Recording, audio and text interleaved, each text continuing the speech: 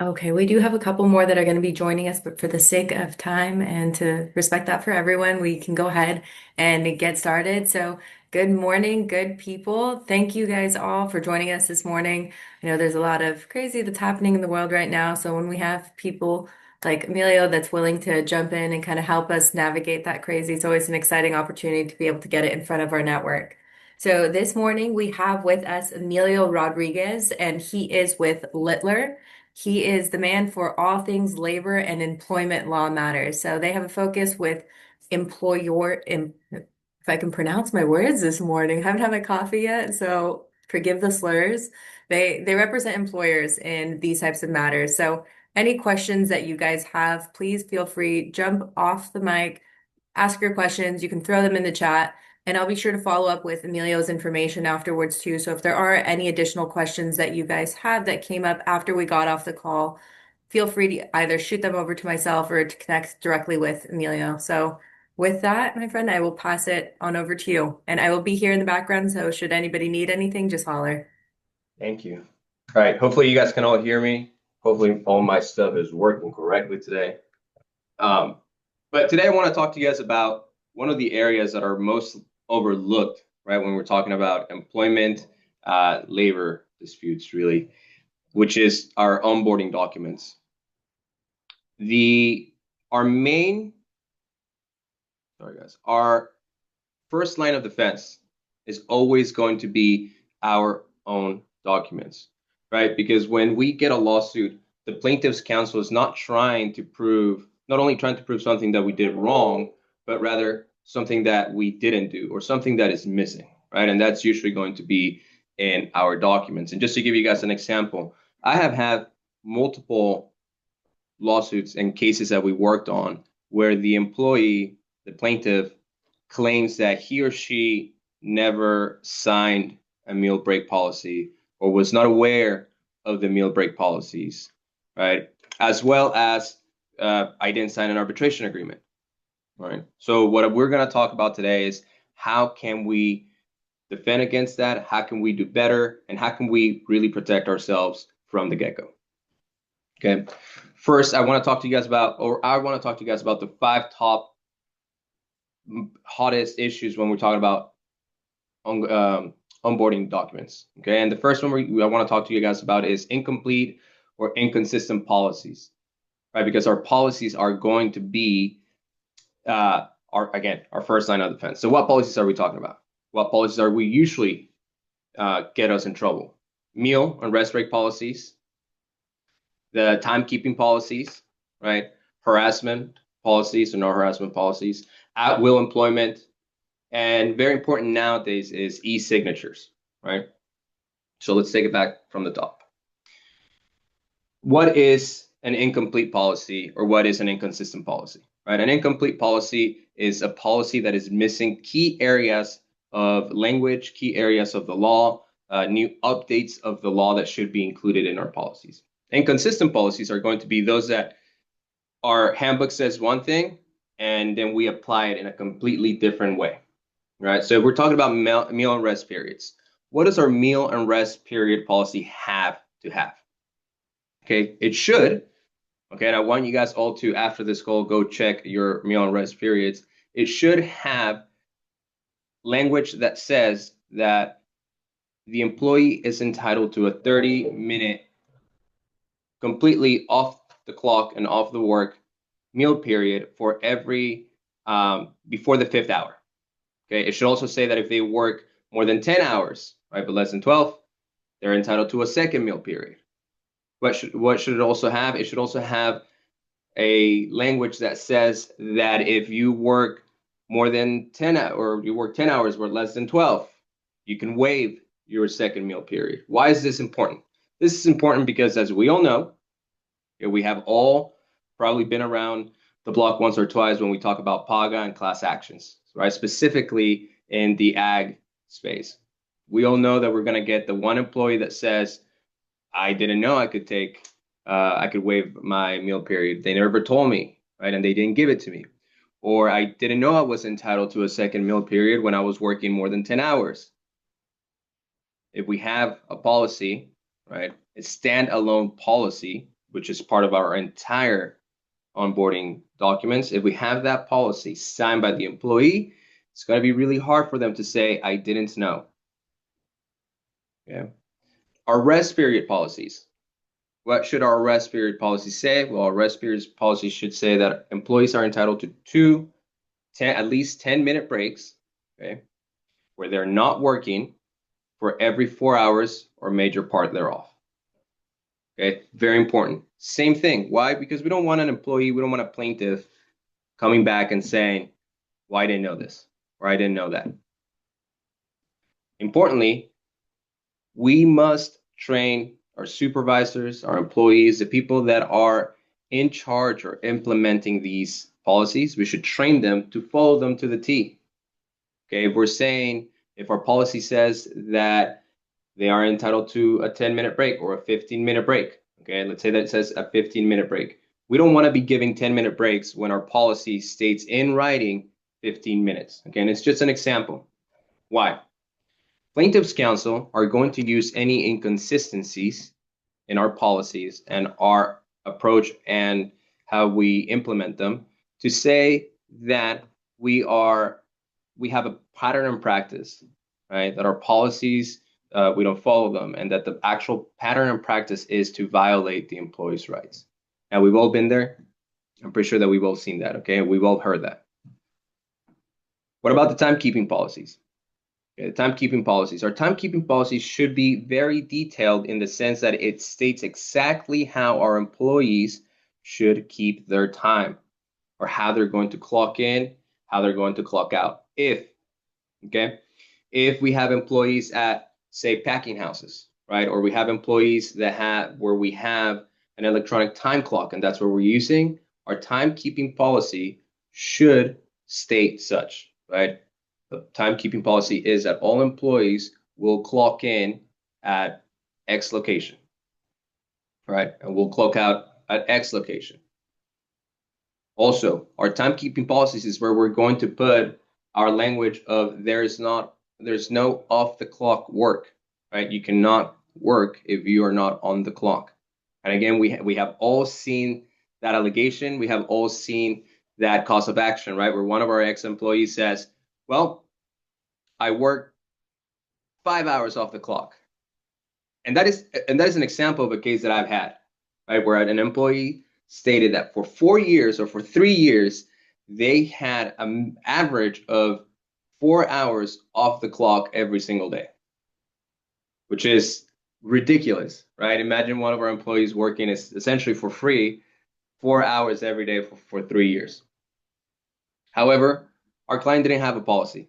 Our clients didn't have a timekeeping policy. And even though we were able to successfully resolve that after a lot of negotiations and litigation, it would have been easier had we had a policy that clearly and detailed stated that we do not allow off the clock work, right? And if you are being asked by an employee or a supervisor to do off the clock work, then you should report that with our HR team, right, or our higher ups.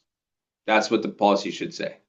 And if that policy is signed by the employee, well, then we have really good defenses, and we can do a better deal for us a lot sooner without having to spend so much money in litigating these cases, right? So again, detail documents. Harassment policies. Our harassment policies is a big thing. And I'll answer this question right now. And I'll let you guys know something that we have been seeing lately in the last couple of months.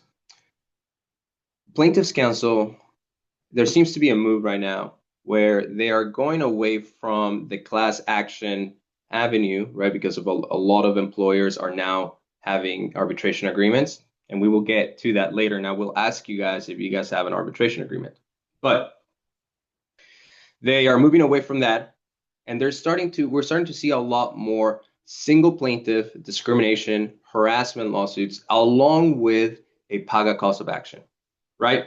Why?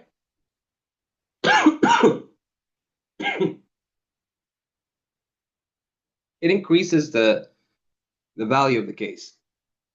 And that's why they're doing it. So our harassment policies are very, very important. Okay. I have a question here that says, can I require employees to stay in the premises during rest breaks? No, you have to allow employees to step out of the premises, right? Or leave the premises. They have to be able to do whatever it is that they want. And I will tell you guys why. I'll give you an example. Um, about 2 years ago, about 2 years ago, there was a case that went up all the way up to the California Supreme Court. In that case, the employer had a facility that was very, very, very, very big. And I'm talking about acres and acres and acres. It was not an ag company, but it was a company that was extremely big, right? To the extent that employees there was a security checkpoint, right, to go into the facility, and the distance between that security checkpoint and the parking lot was a mile. There was a whole mile road in between that security checkpoint and where employees were parking their cars. Once the employees went into the facility through the security checkpoint, the employer did not allow employees to leave the premises during rest breaks or during meal breaks, right? They let them go around the entire property. And again, it was a really, really, really big facility, right? The employer had areas where they could sit down. They had tables outside, tables inside. So they were absolutely outfitted to be able to sustain people in this huge, huge place. But they couldn't drive out. That case, a bunch of employees sued, right? We get this whole story that we've seen before, where it's a class action, paga. They didn't let me leave. They didn't give me my breaks. They didn't give me my lunches, right? And their argument was, well, we weren't allowed to leave. We were under the control of the employer the whole time. The employer said, okay, no, they were allowed to move wherever they wanted. They could take lunch or the rest breaks wherever they wanted to be. They just couldn't leave the facility. The Supreme Court of California said, well, that's not what the law says. The law says that they cannot be under your control and they cannot be suffered to work, right? Those are the two very important definitions that we need to keep in mind. Control and permitted to work. If we have control of any sort over the employees while they're taking a rest break or they're taking a meal break, then under the law, it's going to be like we didn't give them one. And we're going to have to pay that premium, right, of the extra hour. So that is very important that whenever you have a question of, can I do this or can I not, ask yourself, are these employees under my control when they should not be? Or am I knowingly allowing them to work when they shouldn't be? If the answer to those questions is yes, then you cannot do it. And you should not do it, right? Just to defend ourselves. And I hope that answered that question. The next one I have is it better to have a standalone policy or are we okay if it's included in the handbook? Both, okay? Both. Your handbook should have a section where we are talking about timekeeping, meal and rest breaks, right? It doesn't have to be super detailed in our handbook, but it should be there and it should have a mention. And then we should have a standalone policy that is a lot more detailed and that it has its own signature line, right? So that we can have the employees sign these standalone policies. And I will tell you why, and we are going to talk about that in this section, right? Why is it important to have a standalone policy? Well, sometimes, and we know this is true, we give our employees a handbook, right? Say the smaller handbooks that we've seen, 10 pages, right? And then we have handbooks that are over 20 pages. Here's the problem. Sometimes those employees, and we know that, and I have done it too in the jobs that I've had, we don't read those handbooks, right? And we're not going to go with the employee over each page, over each page, over each page to them. And even if we did at some point, and we have had this happen before, the person that did it does not remember anymore, right? Because they have a lot other duties to do, and it's not logical that they will remember such a scenario. So the standalone policy serves to protect ourselves against the allegation of I didn't know or I didn't see it. Or even a better one that we have seen before is, well, it's buried somewhere in the employee handbook, so I really didn't find it. Right? That is why it's better to have a standalone policy so that we can go and it should be our practice, right? That every new employee that we have we at least go over the standard policies with them, right? Emilio, this is our timekeeping policy. Okay, this is going to tell you all you need to know about timekeeping, how we keep time here at Littler, right? What clock you need to use, when you need to clock in, when you need to clock out, right? Uh, how if you have an issue with your time, right? This is very important. If you have an issue with your time, if you believe or if you find out that your time is not accurate, here is the process by how we're going to fix it, right? You're going to send an email or you're going to talk to X person, right? And you're going to bring me your pay stub, right? Standalone policies. Once I go over that policy with the employee, Emilio, did you understand what I was talking to you about? Yeah. Okay, cool. Thank you. Can you sign it for me? Right? And then they're going to sign that standalone policy so that when that time comes that Emilio goes to another attorney and he says, you know what, I didn't know how to keep time, or they're not keeping time correctly. They didn't pay me, for all this other time that I was working, or my pay stubs were wrong, my timesheets were wrong, and they didn't do anything. Well, when that attorney calls me, I'm gonna tell him, look, we have a standalone policy. The process is that we talk to all of them when they come in. They acknowledge that they understand. We allow time for them to ask questions. They know. Not only that, if there was an issue with their timesheets, they also know that there's a process by which we can fix that. So if they didn't take advantage of that process, it's either because there was nothing wrong with that timesheet or they didn't want to. At which case it's not, we have defenses for that. Another one says, I had an employee riding their skateboard during their paid break time. My issue with that was that having employees getting in accidents. I agree. I agree. We listen, just because we cannot have control over our employees, right, does not mean that we cannot, in a way, limit what they do. If this skateboard, right, if him riding this skateboard, if he was riding it in our premises, then we have some control. It's not that we have control over the employee, but we have control over our own premises, right? If they are riding a skateboard outside of the premises when they leave, right, during their paid break, and they get hurt, that is not going to be an injury that is going to be covered by workers' comp claim because it's not an injury that happened during the scope of employment. Okay, and there are defenses against that. All right. So I want to keep talking about our harassment policies, right? What is an incomplete harassment policy? Where an incomplete harassment policy is a policy that does not have multiple avenues of notifying supervisors about harassment, discrimination. Okay, and we should have at least two. The very simple one and the one that is always there and should always be there is if you feel like you have been harassed, if you feel like you have been discriminated, you have to tell your immediate supervisor, right? That's the one. The second one that I think is very important for us to have is if this harassment, right, or this discrimination is done by the supervisor, right, which we know it has happened at times, then you must contact the HR department, right, or a higher up. And we should have an email or a phone number that they must use in order to notify us of this harassment and this discrimination. Okay, why?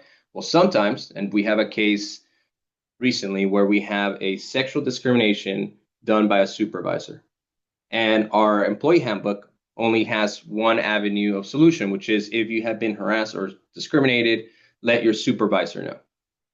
So what happens when we have, right, this employee that says, well, my supervisor harassed me and I told my supervisor to stop, right? But the supervisor is a harasser and the supervisor didn't tell anyone.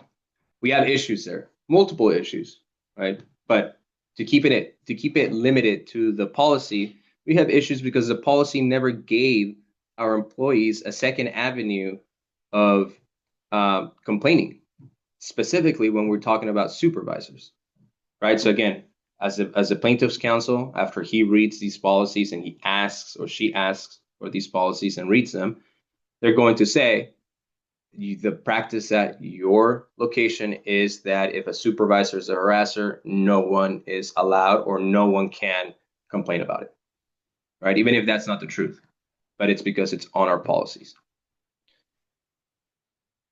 So those are the main policies that we should keep in mind, okay? And I want you guys to, when you have a chance today, this week, go over your policies. When was the last time you looked at them, right? When was the last time you updated your policies? Are your policies up to date with the law, right? The law hasn't changed much, but we should definitely be keeping an eye on our policies. We should be auditing ourselves every 3 months, right? Every 9 months, every year or so to make sure that we have the required policies in our handbooks, right? And our standalone policies. If you contact uh, your attorney, right? If you contact us, we give you a packet, a ready to go packet with the employee handbook and the standalone policies. Right? And these handbooks, again, remember, they have to be reviewed by your attorney every year, right? Every year, you should have your attorney review your policies to make sure that nothing is missing and that it is updated according to the law. And I'll give you guys another example. Recently, as you guys know, California has this passed a law about workplace violence, right? And one of those updates, it really wasn't a new law, but one of those updates was that employers had to have a policy against workplace violence. And the legislature gave employers quite a bit of time to come up with those policies, right? Because we never knew or we didn't know what those policies were going to look like. Well, as of today in 2025, your handbook should include that policy. Okay, you should have a policy against workplace violence, an entire plan that says if you have been subjected to violence, these are the steps that you must follow, employee, right? So if you don't have one, it's very important that you get one as soon as possible. Okay. Another thing I want to talk to you about when we're talking about standalone policies and our handbooks is signatures. Okay.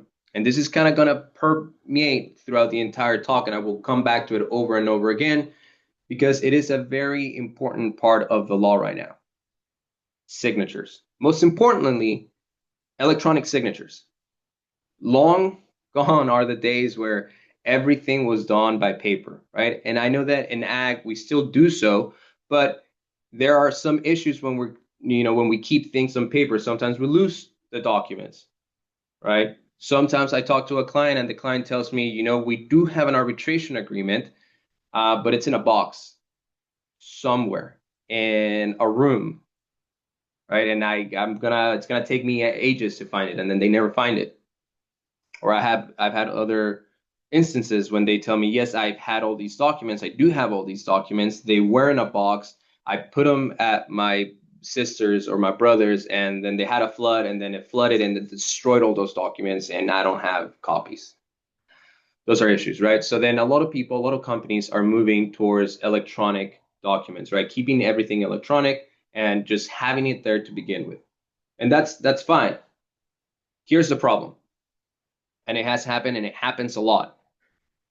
If we get an employee to sign either these standalone policies, employee handbooks, arbitration agreements that are very important, if they're signing these things through, say, PDF, right, which essentially is an electronic signature, at some point they will say that is not my signature. And it has happened and they have done it. I didn't sign that. That's not my signature. So in California, there are several requirements that we have to meet, right, with the court to show that an electronic signature is that which we're saying it is. Okay, and I'll tell you guys what those requirements are. They are the intent to sign, okay, an identity verification, and obviously your own audit trail. The intent to sign, what does that mean? What does that really mean? Okay, it means that the person who signed had truly the intent to sign, so that when they say that is not my signature in PDF, right, we can say, no, here we have this process where you had to check a box, right? It makes you read. If you guys have used DocuSign before, okay, for anything, and usually nowadays DocuSign is being used by, realtors, right? Uh, Insurance contracts, right? If you're signing all of that stuff online, the next time you do so, pay a little bit of attention and see that at the beginning before you sign, it's going to ask you and it's going to give you a little box, right? That is essentially going to say that by clicking yes or continue, you're saying that you are intending to sign the agreement or the contract, right? So you click yes, and that is saved electronically. That click and the fact that you supposedly read the warning, right? That you intend to sign. So you click next, right? Then the second requirement is the identity of verification, right? What is the identity of verification? Again, if we're using DocuSign or all these services, right, which are compliant with the law, it means you have to make an account. I just signed a I just signed an agreement, right, with a California Legal Services, and they make me create an account on DocuSign so that I can sign their engagement agreement. Me creating that account, right, asking me my name, my email, right, my phone number, by me inputting all of that into the account and creating the account, it verifies my identity. So that if this was done in PDF, right, or if I had scanned it and then sent it in, and later on I say, well, you know what, it wasn't me, I didn't sign it. As a lawyer, if we use DocuSign or some of these other applications or websites, I can go through those questions. Well, is this your email? Yeah, that's my email. Is this your name? Yes, it is my name. Is this your phone number? Yes, it is my phone number, right? It's becoming less and less unlikely that it wasn't you that signed these documents if all of a sudden we have all of this, right? And then the last one, which is an audit trail, right? Or another way to put it is a defense against falsification, okay? When you go to sign these documents, because we're not actually physically signing over the computer, we're really just clicking a yes sign. If you have noticed, okay, if you have done it, if you have noticed, once that signature gets imputed into the document, there is also a date and a timestamp next to it, right? We put my signature and it says June 4th at 3 p.m. Why is that important? Why is that there? Well, for the same reasons. I didn't sign it, right? If I say, look, I didn't sign that employee handbook, I didn't sign that arbitration agreement, they never gave it to me, right? Well, your lawyer, as a lawyer, then we'll be able to ask, okay, is this your name? Yes. Is this your email? Yes. Is this your phone number? Yes. Did you click this box from your computer? Yes, I did. Okay, when you clicked it, this was the time and the date, right, when you signed it. Again, less and less unlikely that you were not the one that signed it, right? And that helps nowadays. But if our electronic signatures are only through PDF, right? If we're just sending a Word document online to an email and they open that on their computer through PDF and they just scribble and send it back, they will say, and they have said, not my signature. Lastly, about in this section is how long do I need to keep these documents? We know the statute of limitations, right, is 3 years for wage and hour cases, right? And I know the law says that we should only keep it for about 3 years. But in practice, having defended these causes of action, having defended class actions and PAGA, I can tell you today that you should keep these documents at the very least for 4 years. And if we're talking about arbitration agreements, you should keep those a little bit longer, 5 to 6 years. Okay. I have another question. If we use Paylocity, all new employees create their account. That should count for that requirement, correct? Yes, right? But remember, we have to meet all of the requirements, not just one, but all of them. That they had the intent to sign, that there's an identity verification, right? And that there is this mode to prove that it's not a falsified signature. So if they create an account, yes, that covers one ground, right? The identity ground. Is this your phone number? Is this your name? Is this your email? And did you create this account? But we still got to meet all the other ones. So we got to be very careful about which sites we're using. Okay. The next pitfall, okay? So topic number two, the next pitfall is our theft prevention notices, right? Our wage theft prevention notices. This is not something that we see a lot of litigation over just by itself, but it does come along when we're having PAGA and class actions, right? What does that mean? Okay, we all know that we need to keep, right, a notice that we give the employee when we hire them that says, this is your role, this is my company, and this is how much you're going to be paid, right? Along with other uh, uh, language. What's important here to keep, okay, what I need you to understand and to really keep in mind is this. If there is ever any change, either in the company name, we need to roll a new notice. Okay, there has to be a new one that shows that change. And the most important one that happens a lot, okay, is when we change the wage, right? We give a raise to one of our employees and they're no longer making minimum wage. Now they're making above minimum wage, but we never change these notices, right?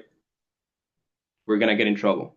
And we're going to get in trouble because it's not how it's not about what we're doing wrong. It's about what the plaintiff is going to say that is missing. And the plaintiff attorney, the plaintiff's counsel is going to say, you did not change, you did not have a new theft prevention notice, right? Which means that it's inaccurate, right? We go back to the inaccurate and incomplete policies, all right? It's again, there's not a lot here. What you need to keep in mind, what you really need to remember is you have to audit your notices that you have. Okay, just audit them yourself, go through them every 90 days, okay, or once a year. Are they compliant with the law? Is there any change in the law, right? Did the minimum wage go up? Do I need to update these? We have an employee change request form for all our pay rate change. Yes, you should, right? And again, sometimes we don't. Sometimes we have seen businesses and clients where they run a very lean operation, right? They sometimes don't have policies. They sometimes don't have employee handbooks. And sometimes when they do have these request form changes, well, they don't have them, right? Now, is that sufficient? It's got to be on the form that the labor code requires, right? So it's good in the sense that it's better than not having anything, but we have to go to the next step, which is get that same form, get the wage theft prevention notice, and update it. Okay. Do we have to provide a notice to everyone when we do merit increases, even though yes, yes, because these notices are individual, right? It's something that you're giving to your employee when you're hiring them that says, employee, this is your position. This is what I'm going to pay you.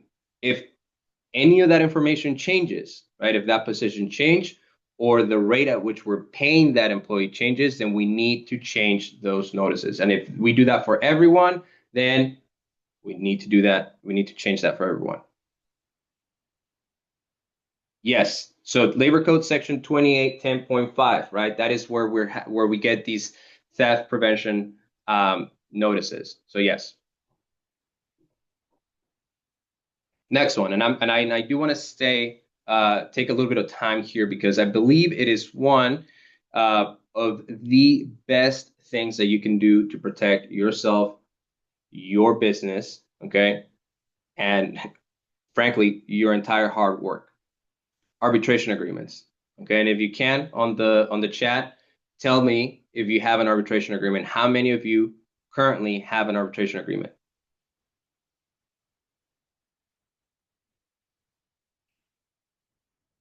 Perfect. I got one. Come on, we're not all shy here. Two, three, four, good. Five, good. Six, perfect. Perfect. Good. So at least half of us, or a little bit more than half of us, have arbitration agreements. That's perfect. Okay. Arbitration agreements are a very easy and cheap way of defending ourselves. An arbitration agreement is absolutely definitely a lot more cheap than having to pay your attorney, their hourly rate for, 3 years to fight something, right? It's a one-time charge that you get, and you get this arbitration agreement. Emilio, I have a question. Yes. So I'm just a little confused. I do have that employee change request form. Um, and that's every time we give a raise, I provide the employee and the supervisor with the change request form. Um, but should I just retire that and then just actually update the notice to employee and don't worry about the other form? You could. You could. Remember that when I'm talking about the notices that I was talking about a minute ago, I'm talking about specifically, right? The wage theft prevention notice, which is a 2810.5, right? That's Right. specifically what, if we don't update that notice, then we are going to possibly open ourselves to liability. Okay. Your request, your change request form, and a lot of companies have that, right? Is good in the sense that it's an extra piece of documents that it's tracking the employment relationship between, the employee and the employer, which is good, and it's going to help always, right? But again, separate and apart. We need to follow the labor code, right? And the labor code has the 2810.5. So if you don't want to do the request form anymore, right? You don't have to, Yeah. but you do have to do the 2810.5. Got it. Thank Okay. you. Yeah. So arbitration agreements, and I'm really happy that, like I said, a little bit over half of us have arbitration agreements. Here's one thing I want you guys to keep in mind, okay? Not all arbitration agreements are created equal.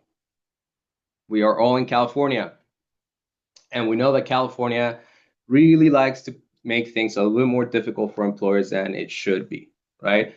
So arbitration agreements stem out of a federal law. And as we know, the federal law covers every other state. Then California went off on their own, as they usually do, and created extra requirements and extra laws when we're talking about arbitration agreements. And it is such an area of law that at least every week we have a brand new case, right, from the appellate courts, from the California Supreme Court, that has to do with arbitration agreements, whether they're enforceable or they're not enforceable. So you need to make sure that your arbitration agreements are California compliant arbitration agreements. Okay. What does that mean? In California, we have unconscionability requirements, right? What is unconscionability? Well, essentially, it is an agreement that is so unfair, okay? So unfair that the courts and the public should not enforce it. So how is an arbitration agreement so unfair that will not be enforced, right? And we're talking about the actual subject matter of the agreement. What does the agreement say? Well, here's how we make an arbitration agreement unfair. It binds the employee, but not the employer, right? If the arbitration agreement says, the employer, if I want to sue you, employee, I don't have to use arbitration. I can go to the court. But if you, employee, want to sue me, the employer, you have to use an arbitration process and you cannot go to the court, right? There's a power imbalance. The courts don't like that. It's going to be unfair. They will not allow it in California. Okay. Another one, cost fees, right? Sharing costs. Employee, if you want to sue me, you're going to have to pay half of the arbitration fee or a tenth of the arbitration fee, right? Or any portion thereof of the arbitration fee. California doesn't like that. Why does California not like a cost sharing clause? Well, if us, the employer, are going to have our arbitration agreements, right? That says that if the employee wants to sue us, and they can sue us regardless, right? They could just sue us under the superior court and the courts. They don't have to pay anything, right? There are some costs related to filing the complaint, but again, to enter the court does not cost you any money. The courts do not charge people money just to walk through the doors and say, I need help, right? So that same sentiment is carried over to the arbitration process. The courts say, well, if you, the employer, wants to do arbitration, right, if it's going to be your choice that you have them sign, then you, the employer, should pay for it, not them. Because otherwise, we are putting barriers on employees to be able to adjudicate their issues. Not only are you not allowing them to go to superior court, right, or a public court, but now you are forcing them to have to pay for an arbitration, right? So California is not going to like that. So we have two things now. If your arbitration agreements, and you should read them and you should look at them, if your arbitration agreements say anything to the like that the employer is not bound by arbitration, but the employee is, it's going to be unconscionable, okay? If the arbitration agreement says something to the likes that they have to share in the cost of arbitration, then it's going to be unconscionable, okay? Now, there's another way to make arbitration agreements unenforceable, which is implementation. Okay. And let me go back to one more thing that I almost forgot. In California, arbitration agreements should have a paga carve-out. Okay, what is a paga carve-out? Okay, our arbitration agreements say, and they should say this, okay, and you got to make sure that they do say this. Our arbitration agreements should say that no employee will be able to sustain a class action lawsuit against the employer, right? That they can only adjudicate their own individual causes of action. That's one. And then related to that is a PAGA carve-out, right? Because PAGA is not a individual or personal cause of action. PAGA is really the state allowing an individual person to sue on their behalf. And that is why, and employees don't know this, right? But that is why during a PAGA lawsuit, the California state they get most of the money, right? Them and the attorneys get most of the money, and the employees get almost nothing. So that's why our arbitration agreements cannot do away with PAGA lawsuits, right? Because it's against the state and not the actual person. So we cannot have that in our arbitration agreements. There should have a PAGA carve-out. If there's no PAGA carve-out, California is not going to enforce this arbitration agreement. And the PAGA carve-out, essentially what it says is that you're going to have to arbitrate your own personal PAGA causes of action. And if you win, then you can go back to Superior Court and continue on with your entire PAGA lawsuit, right? If you lose an arbitration, the employee, right? If the employee cannot show or prove in arbitration that they actually suffer these causes of action, right? They were given all their meal breaks, they were given all their rest breaks, they do not have any minimum wage issues, right? If we, the employer, can prove that we did everything wrong, then that employee cannot go back to state court and continue on with their PAGA cause of action. But if through arbitration, right, say we can prove that this person got all of their meal breaks, this person got all of their rest breaks, and we made a genuine mistake when we were calculating the regular rate of pay, right? And it happens when we're paying piece rate or incentive pay, right? If we made a mistake and they can prove it in arbitration, then that person can go back to state court, continue with their PAGA cause of lawsuit only for the regular rate of pay issue, right? So again, our arbitration agreement has to have that carve out. If it doesn't, right, and you guys should need to read your arbitration agreements. If this is not in your arbitration agreement, it will not work. Courts will not enforce it, right? We have to update our arbitration agreements. We have to read them. We have to make sure that our attorneys are reading and reviewing our arbitration agreements every year. Okay? Every year, to make sure that if a new law came out, that arbitration agreement is compliant with the law. And I am telling you, again, we have a brand new case every week regarding arbitration agreements. For example, not long ago, there was a case, right, that says that an arbitration agreement will be read alongside the entirety of the other documents that you're making your employee read, right? So now, not only do we have to worry about our arbitration agreement, right, and that our arbitration agreement is in fact compliant with California law, but now we also need to make sure that all of our other policies that we're talking to them at the same time are compliant.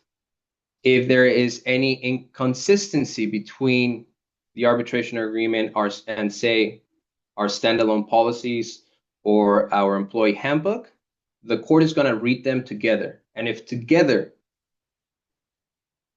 they read unconscionable or unfair, then the court will not enforce our arbitration agreements.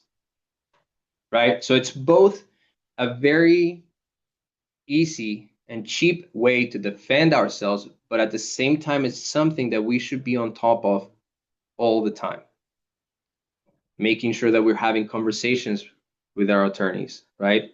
Every 90 days, making sure that the attorneys that we have keep us updated of any law, right? I send out a blast email once a month, right, to all of my contacts, notifying them of any new law, of right, if there's a new case that is very important, then it may be twice a month.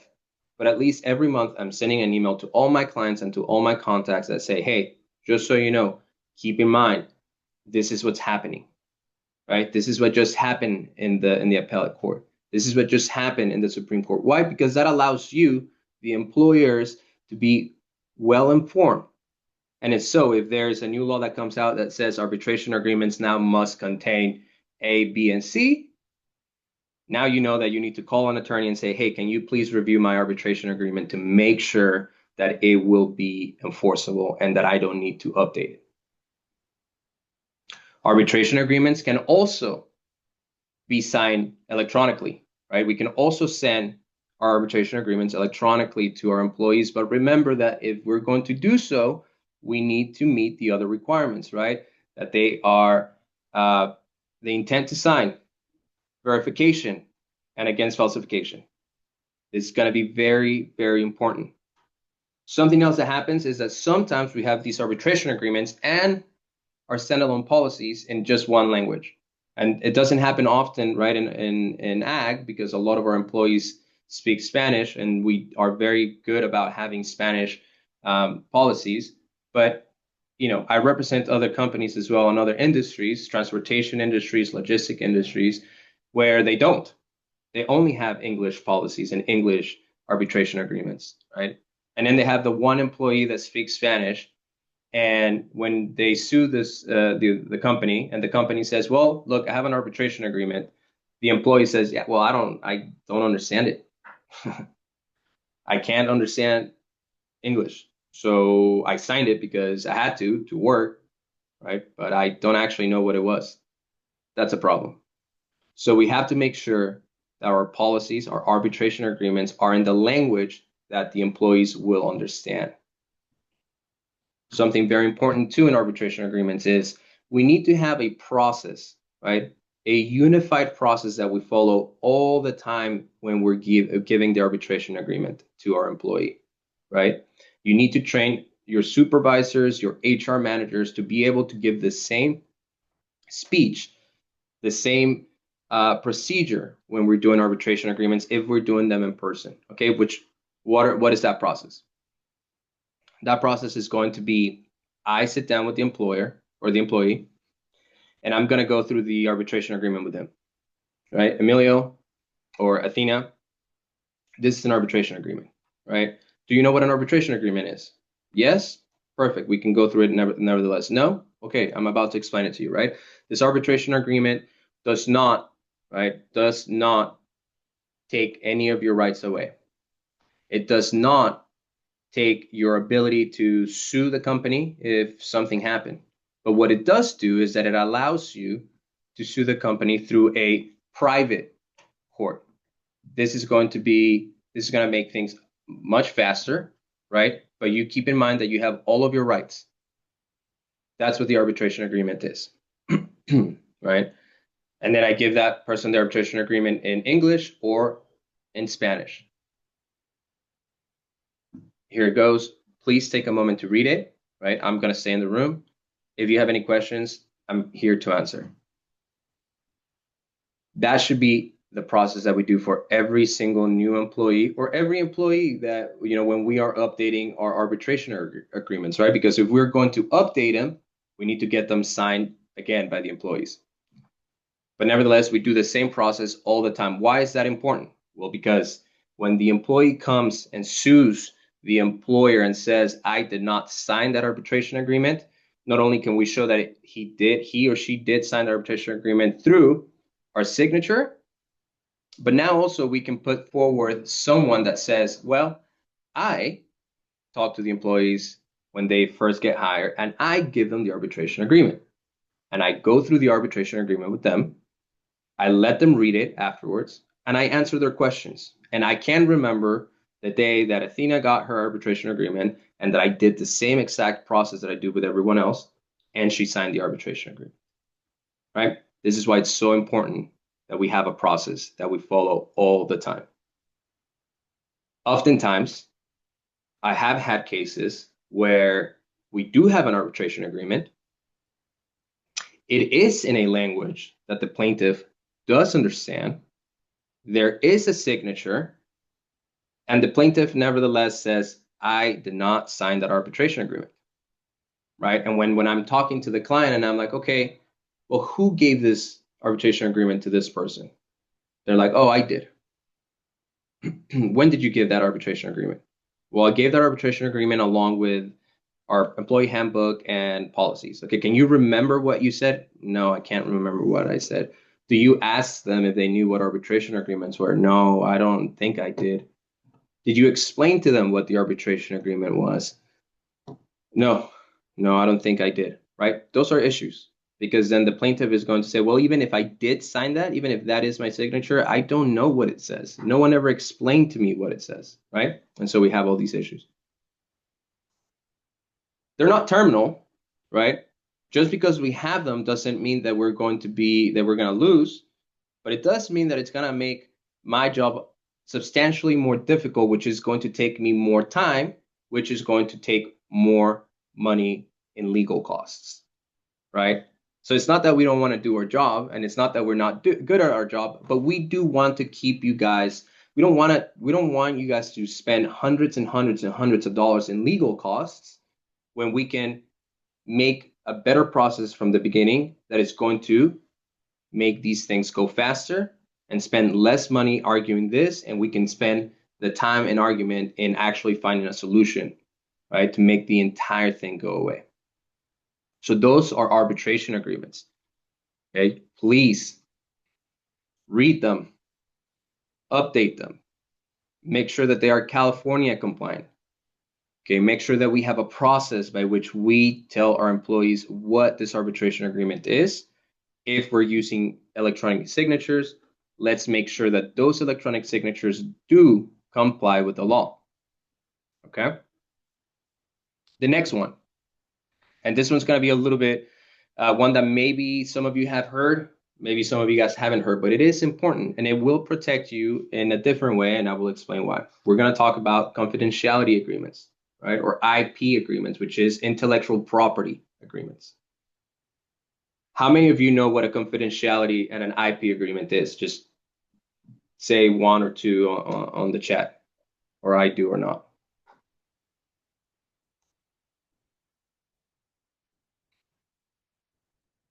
Okay. So I'm going to assume that we don't know what those are, okay? Confidentiality agreements in our employee handbooks, right? Essentially, and IP agreements essentially say to our employees, if you quit, right, or if you get fired, or even if you don't, you cannot go around telling other people, other businesses, our business. And essentially, what is important about that? Well, you cannot tell other people about our clients. You cannot tell other businesses and other clients how much we charge, right? Our client list or our employee list. For example, how is that important in the ag industry, right? Maybe some of you guys are like, well, Emilio, how is that important to us? Okay, this is why it's important.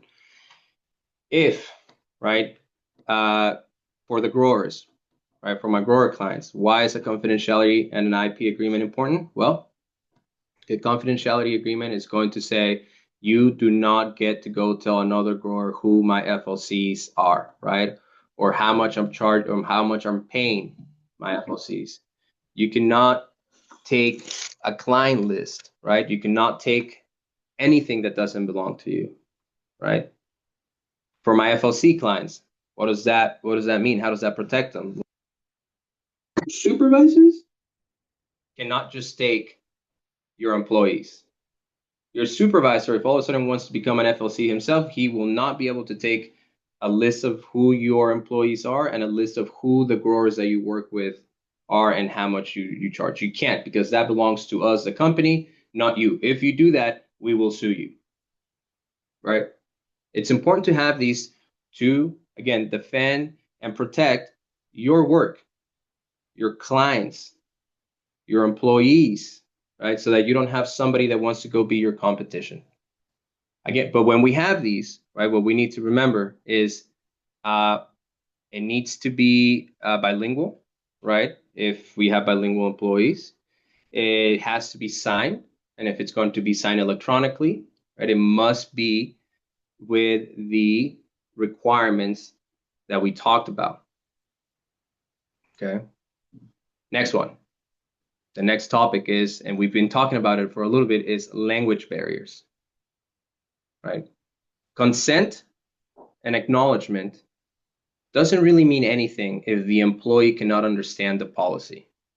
The fact that the employees sign our employee handbook, the fact that our employees sign our meal and break policies, our timekeeping policies, won't mean anything, and it will not be helpful if at the end of the day that person does not speak or read English. Right? Same with our offer letters, our wage notices, our arbitration agreements.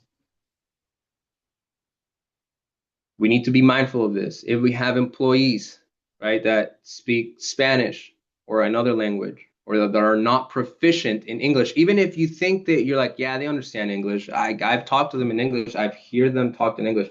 Maybe so. Maybe they do. Maybe they are able to hold a conversation in English, but that does not mean that they are able to understand concepts such as arbitration agreements and paga carve-outs, right? And timekeeping issues. So we must be cognizant of the fact that some of our employees are going to need these policies in a different language, and we should, right? And say that we don't have policies, right? Say that we only have our policies and our arbitration agreements are only in English. And we have an employee that we know and we're now aware that this person is going to need our policies, arbitration agreements in a different language. Do not just go on Google, okay? Do not just go on Google, copy and paste everything and print it out again. You're gonna have to get someone.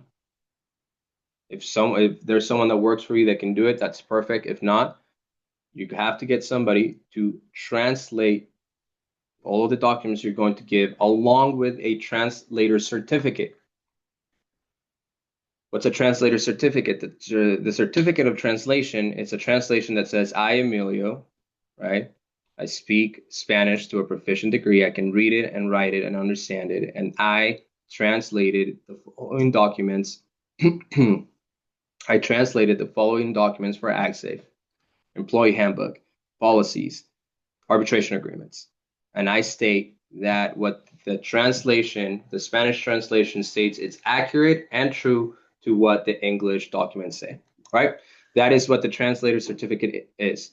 So again, if we have a lawsuit, right, and we have documents that we're going to present to the court that are in Spanish, but the plaintiff is saying, look, they don't have documents in Spanish, they had to translate these.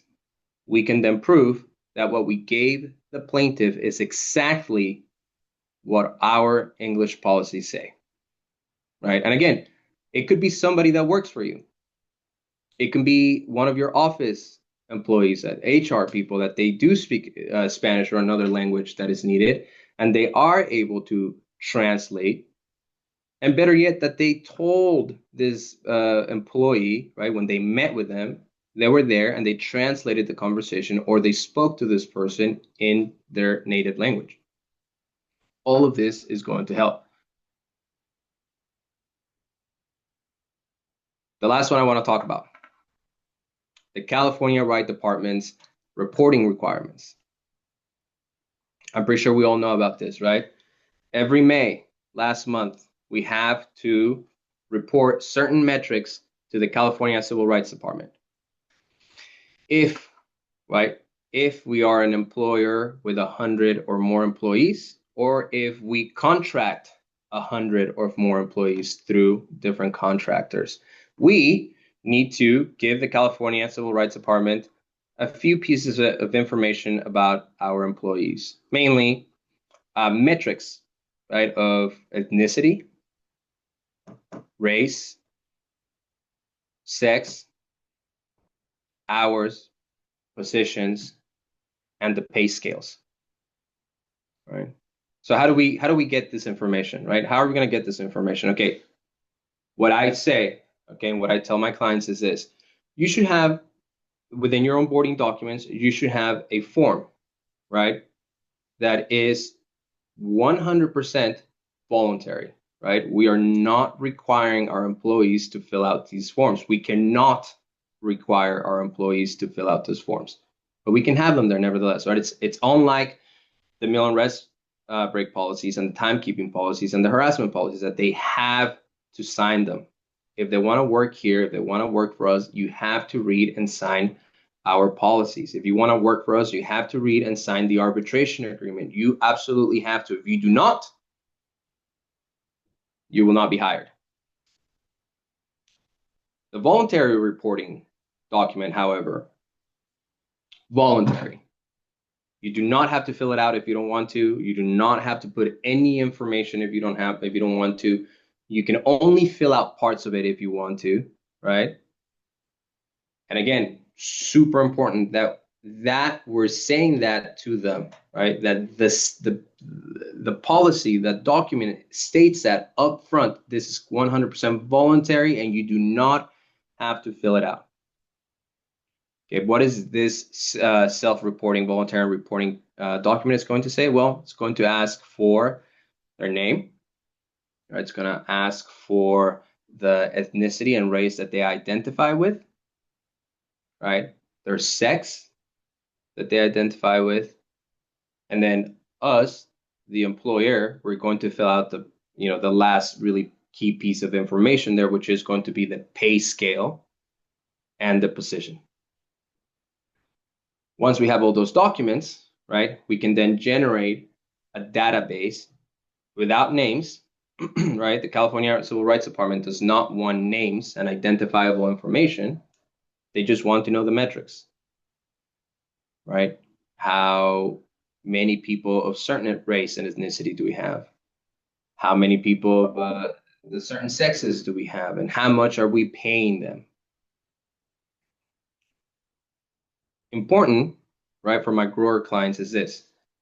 Maybe standalone as a grower, my own direct employees, perhaps I don't get up to 100, right? I do not employ 100 direct employees in my outfit.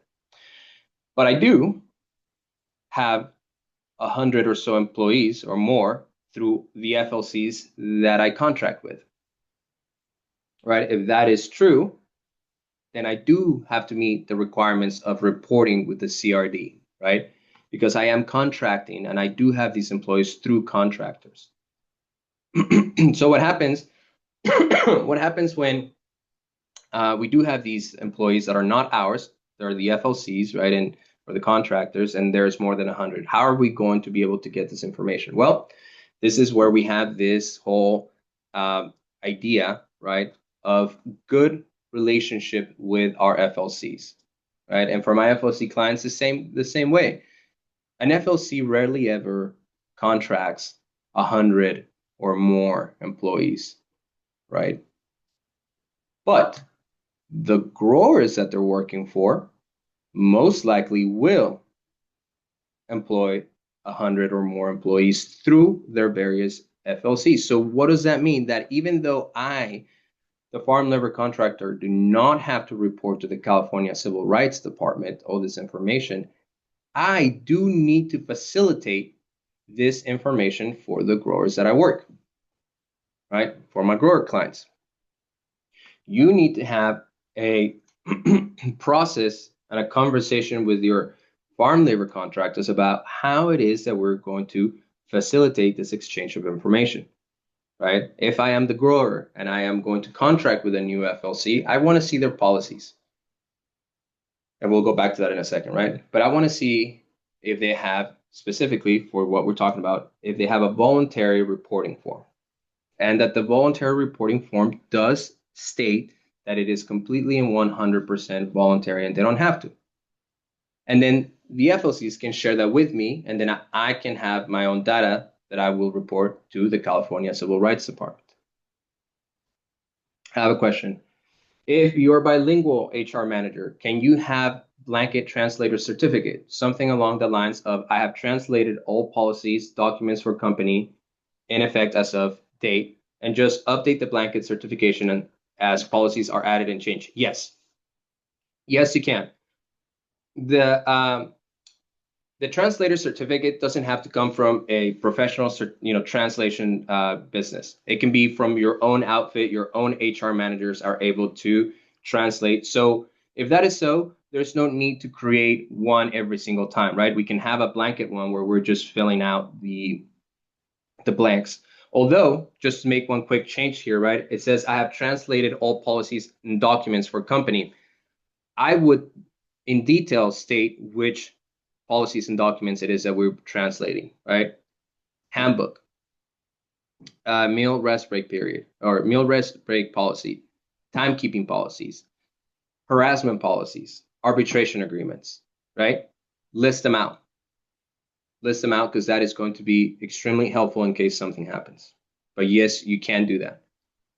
My other question is, if I have two FLCs, one has 50 employees and the second one has 50 employees, that totals 100 employees. We need to report those two FLCs. You need to report those employees that the FLCs have, yes, because you are contracting through them and you have 100 contracted employees per se under the California Civil Rights Department requirements, right?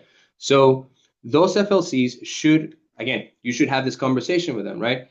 You should have, those FLCs should be facilitating this information, right? Because you can't get it, right? It's going to be the FLCs who are in control of this. So you can't really get that information. They need to get it to you, right? So if I were you, I would say, hey, let's have a conversation. I want to see, do you have a voluntary reporting form, right? FLC. The FLC sometimes is going to say, what's that? Right? So then we're going to have to explain to them, okay, the voluntary reporting form, FLC, is just a form that is voluntary. Remember, we're not forcing anyone to fill this out. We cannot. It's against the law. But it's going to have a couple of line items, right? Names, what ethnicity or race do you identify with, what sex do you identify with, right? What's your position and how much we're paying. For FLCs, it's simple, right? Because we really just have one or two positions, right? But the FLC should be sending you that information because you, the grower, you are ultimately required, and you're the one that has to report this to the California Civil Rights Department, not the FLCs, right? Because they don't employ 100 or more, so they don't have to. You do, but they need to give you the information because they have it. I was talking about something that I completely blanked out. Oh, yes. All these important policies, okay? The meal break policy, the timekeeping policy, our harassment policy, our arbitration agreements should not be, and kind of goes back, right? They should not be embedded in our employee handbooks, okay? Our employee handbook should have a mention of them, but it should not be embedded in it such that you could completely overlook it, right? They should be standalone, and each one should have their own signature. Okay. Also important, we should have these documents for absolutely everyone that gets employed, right? Whether that is they work for one day, they work for hours, right? We should have them because we all know this. We've gone through this and we see it all the time. We get employees, right, that work for one day or less than one day, and then they can come back and sue on behalf of the entire workforce, right? It has happened. I have a case currently right now where my client employed this one person for 6 hours. 6 hours, just one shift. The person said, I'm not going to come back. And now they came back and are suing on behalf of the entire workforce for the last 4 years, right? And we don't have any documents. We don't have any onboarding documents because he only worked for 6 hours. So it's very important that we have these documents. It's very important, right, when we're talking about the fact that these documents, these onboarding documents are going to save us and defend us, that for my grower clients, that we're having these same conversations with our FLCs, right? For our growers, our FLCs and our supervisors are going to be both our biggest line of defense, but also our biggest weaknesses. Why is that? Sometimes FLCs don't have employee handbooks, right? Sometimes FLCs don't have standalone policies, right? Sometimes FLCs don't have arbitration agreements, right? So for my growers, imagine this: you contract with an FLC that does not have, right, all these policies or arbitration agreements, and then we get an employee from the FLC that comes, works for 6 hours, comes back and sues for the last 4 years of work that they've done for the grower. Even if you, grower, have arbitration agreements with your own direct employees, we never got one for this guy, right, or this girl. And now it won't matter because now we're in a lawsuit. Now we're in a class action. Now we're in a PAGA lawsuit, right? So what do we have to do? We need to keep these conversations with our business partners, our FLCs, our growers, right? Keep communications at all times. Hey, FLC, do you have an employee handbook? Can I see it? Right? Hey, FLC, do you have policies? Can I see them? Right? Do you have arbitration agreements? Right? Can I see it? Why? Because we all know that under the California Labor Code for wage and hour issues, the FLC and the grower are going to be joint employers. There's no way around it. So we have to be mindful, right, that this is a teamwork. This is a teamwork effort. We're going to do our part to defend ourselves, right? We're going to keep updated policies. We're going to keep updated handbooks. We're going to keep updated arbitration agreements, right? We're going to make sure that they are in the language that they need to be, and we're going to make sure that our signatures, if they're electronic, comply with California law. But FLC, I also want you to have policies, right? I also want you to have an arbitration agreement. And I also want you to have an employee handbook. Why? Because that's going to protect you and that's going to protect me, and we can do business, for many, many, many years, right? So again, audit yourself, right? Audit yourself, audit your documents. When was the last time you updated your employee handbook? When was the last time you updated your meal and break policies, or when you looked at your meal and break policies? When was the last time that we looked at our harassment policies, right? And the complaining process? This is very important, specifically now that class actions are being, right, that a lot more employers are having arbitration agreements. They're really putting a wrench on class actions, which is good, right? Because it is needed. But what's happening now is that plaintiffs' counsel are now moving towards harassment, discrimination, PAGA, right? Because they will ask for just as much money as they did for the class actions as they do now. I was just in a mediation the other day where that happened, right? We didn't settle because we're not about to pay that, right? We will fight it, but that is happening. So what is it? What's going to help us defend those types of, I guess, new lawsuits? Policies, right? Policies. That it is all there, that it's detailed. Because you know what? Things do happen, right? Things do happen. Sometimes we do make a mistake in our timing and our timesheets, right? Sometimes we do make a mistake when we're rolling out checks and doing payroll, but those are mistakes. So the employee needs to know that if they catch, and they should be looking at their paychecks, and come on, who doesn't look at their paycheck, right? Who doesn't just look at their paycheck and say, wow, this is a little bit off. This doesn't seem right. I need to talk to somebody about it. Right? People do that all the time. And if our policies have processes by which they know who to go to, right? There's an email, there's a phone number, and there's a process by which you can talk to somebody about the fact that your check is not correct, right?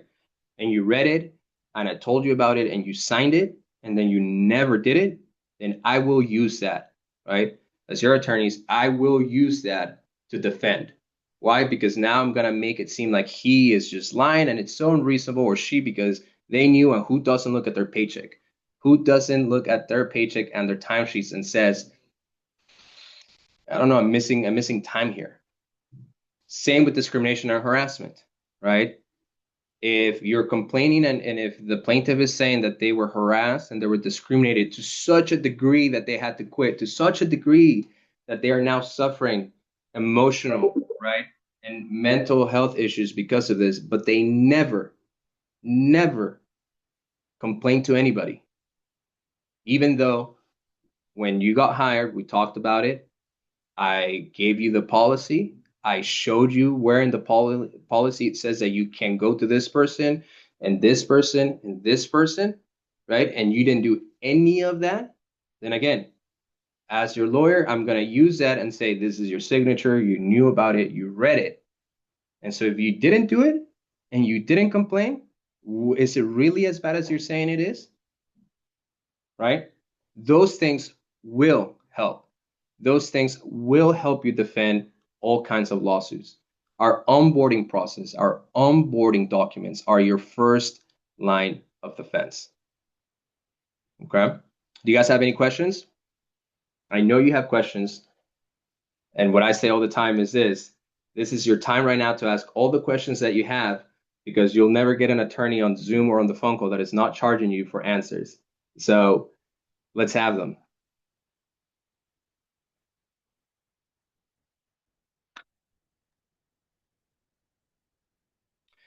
If you don't ask questions, I am going to assume that I gave such a great presentation that everything was answered.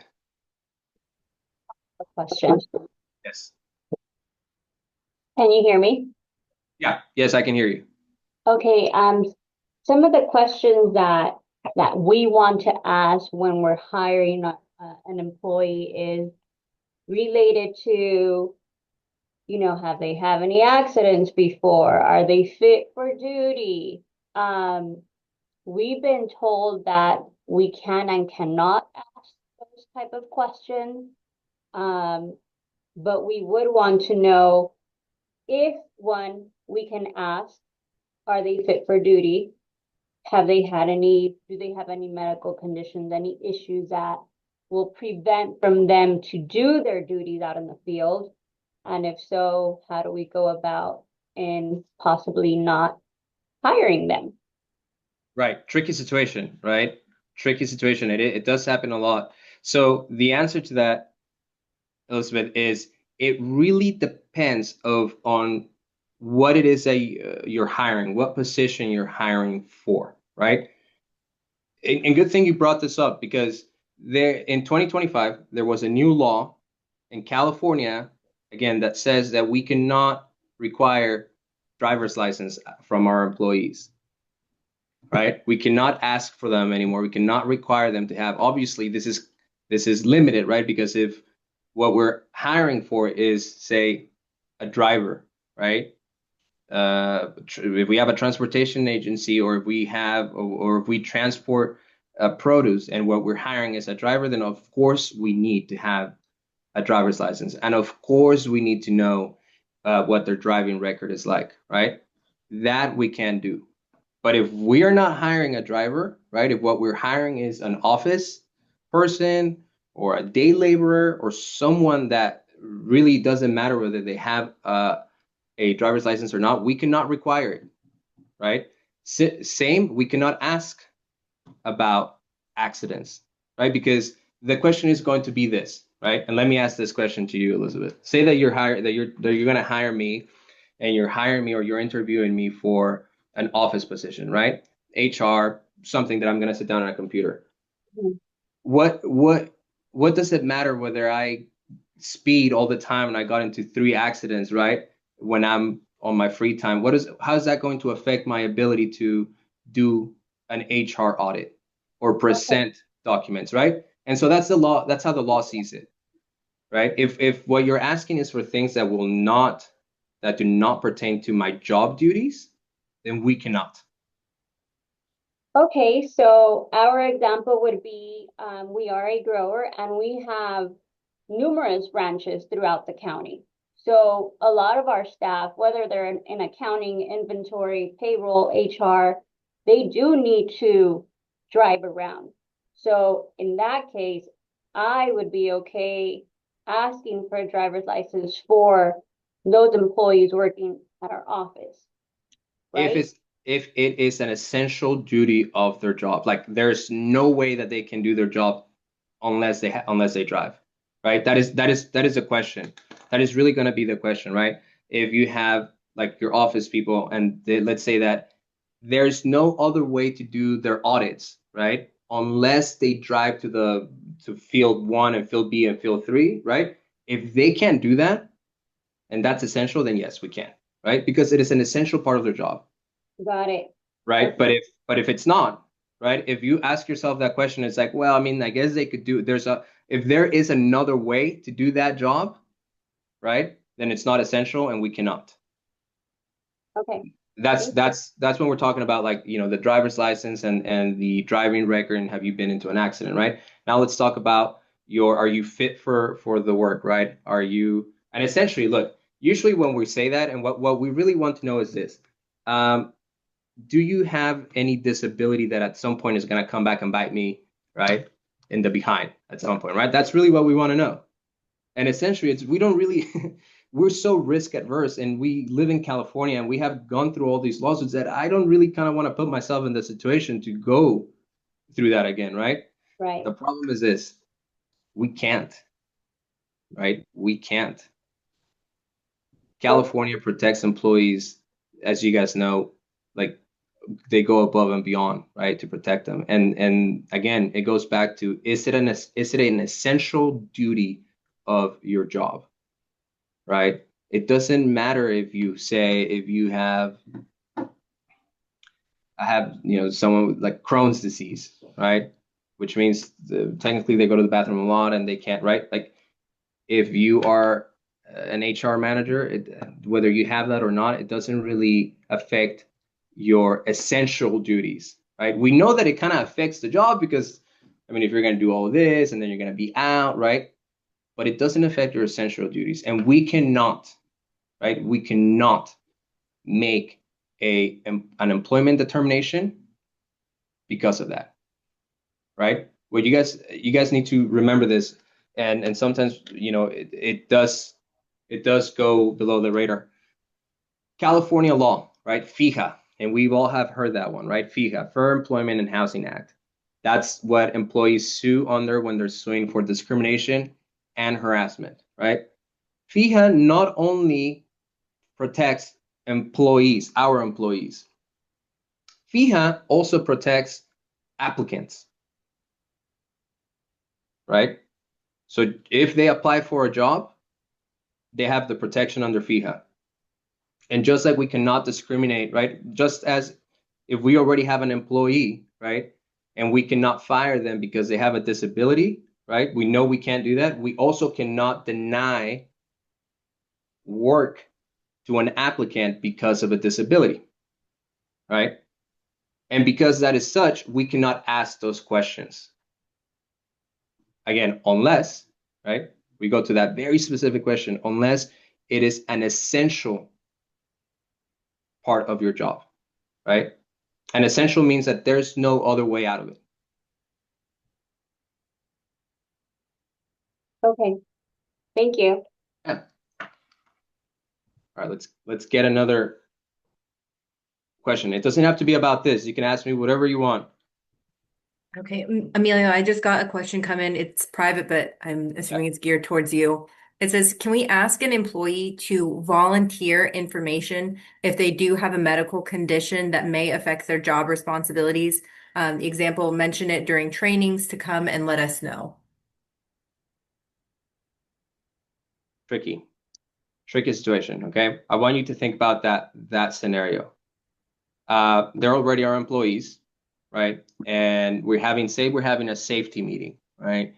And during the safety meeting, we ask, hey, if you have a medical condition, right? If you have a medical condition that is going to present a difficulty for you, please come let me know, right? And you do have somebody that says something, right?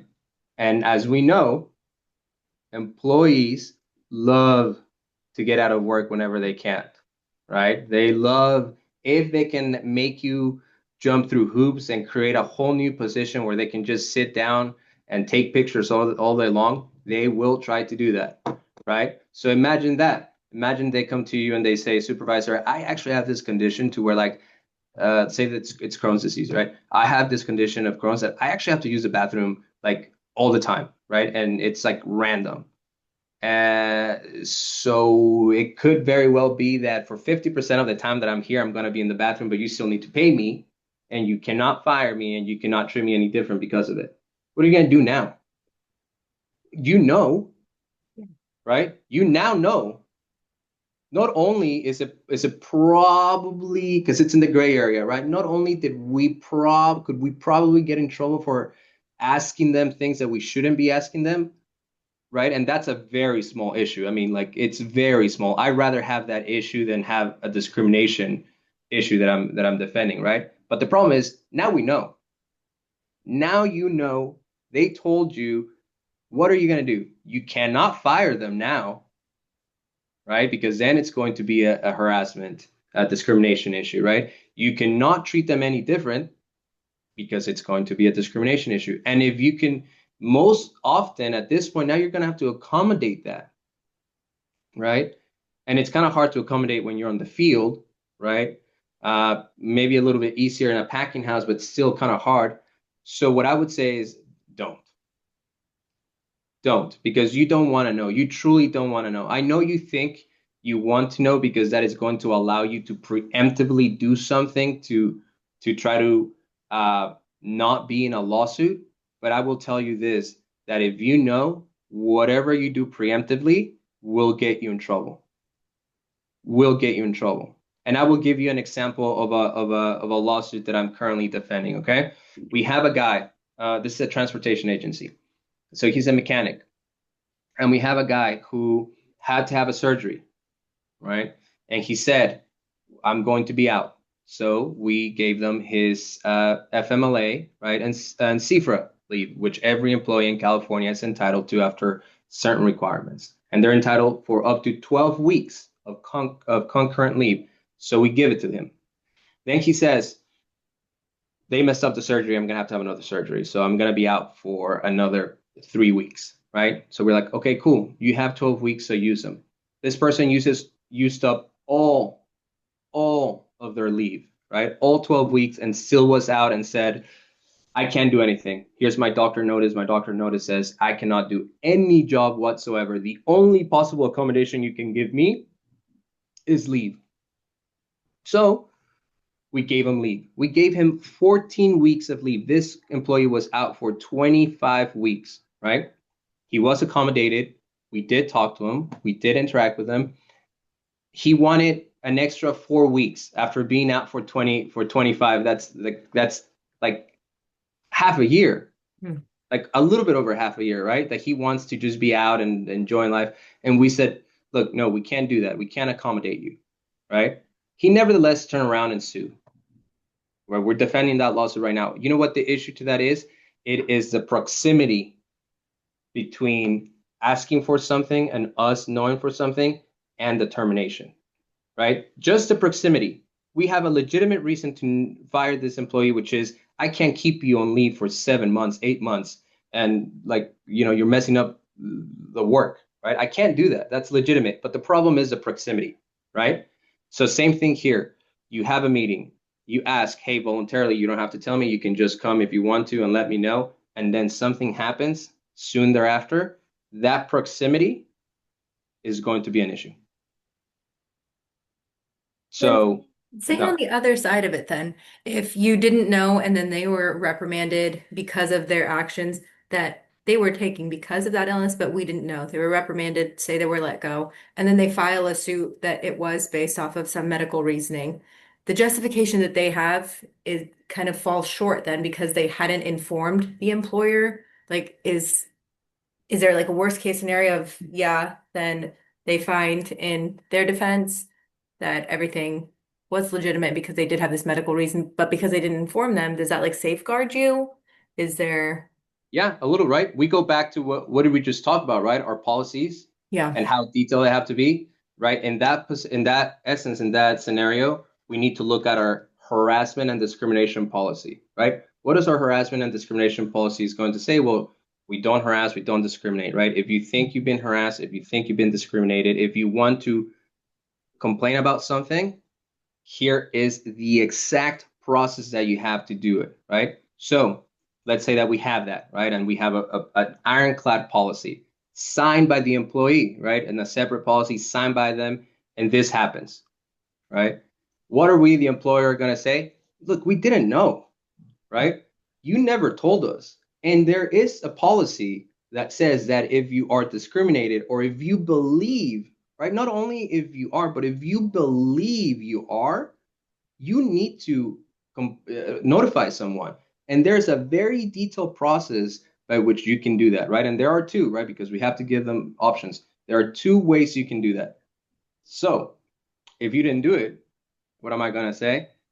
You know that you were not discriminated. yeah. You know that you never told us. And if you didn't tell us and we didn't know, then we could not have, right, discriminated against you by terminating you.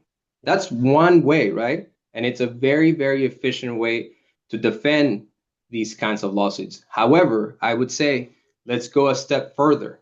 And it's something that, if you've heard me talk before, I say it all the time, specifically when I'm talking about wage and hour, is let's have documents for absolutely everything. Let's keep a record of absolutely everything. What does that mean? Records of when the employee is late every single time, records of every reprimand that we have ever given the employee, even if it's just a one sentence on a napkin, that is going to help a lot more than if we don't have it, right? Because if we ever have this exact scenario, right, that I think I just came up with, we go back to our documents. Not only is there no document about a complaint from the employee letting us know anything, but we also now have documents, even if very small or very few, that say this employee is actually a terrible employee, right? For reason A, B, and C. And so now, if a lawsuit happens, we can talk to the opposing counsel and say, look, your case is a bunch of BS, right? Here's everything that we have. Here's a policy signed by him or her.